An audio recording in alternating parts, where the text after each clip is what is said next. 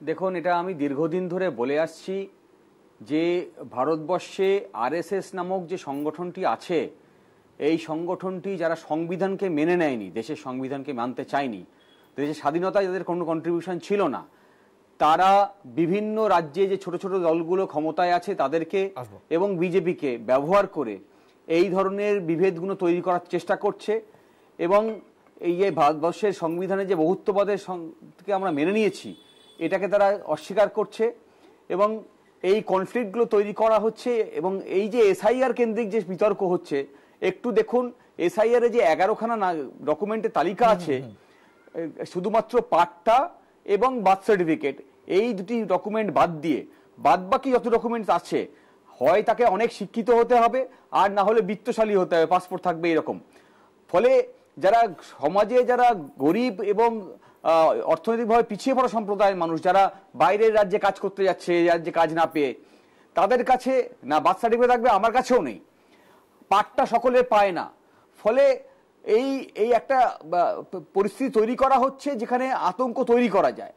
আর একই সঙ্গে এসআইআর নোটিফিকেশনের মধ্যে এই কথাও উল্লেখ করা হচ্ছে, যদি কারোর নাগরিকত্ব নিয়ে সন্দেহ আসে তাহলে কম্পিটেন্ট অথরিটির কাছে পাঠিয়ে দেওয়া হচ্ছে।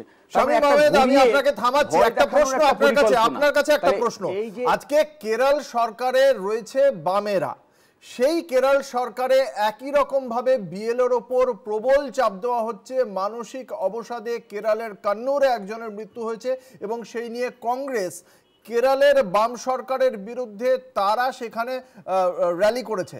কিভাবে দেখছেন? তার মানে সেই একই রকম ভাবে সেই বিএলওর ওপর সেই সিপিএম একই রকম ভাবে সেই সরকারে অত্যাচার করছে।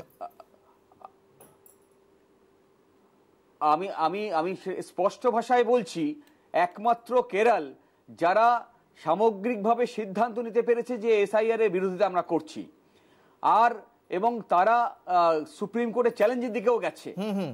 পাশাপাশি যেটা শুরুতেই বলেছি আমি, যে বিএলও যারা আছে, যারা অপেক্ষাকৃত কম শক্তিশালী, তাদের উপরে নিপীড়ন তো হচ্ছে, এই ব্যাপারে তো কোনো অস্বীকার করার কোনো জায়গা নেই।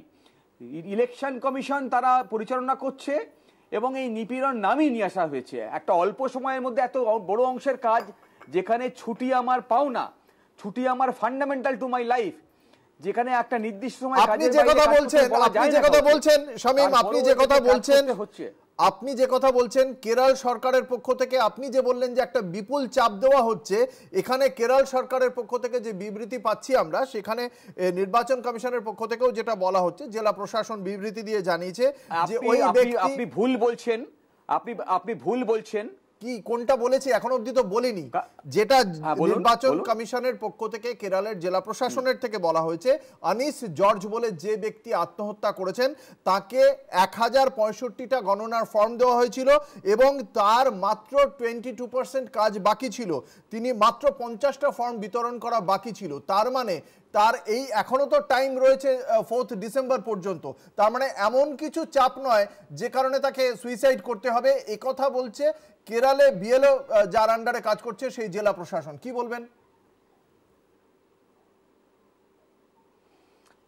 সেইখানকার কি প্রেক্ষিতে তিনি এই কথা বলছেন, আমাকে এইখানে বসে এই সিদ্ধান্ত নেওয়া আমার পক্ষে সম্ভব নয়। বেশ, কিন্তু আমি সার্বিকভাবে যে কথা বলতে পারি, যে একটা অল্প সময়ের মধ্যে বলা সম্ভব।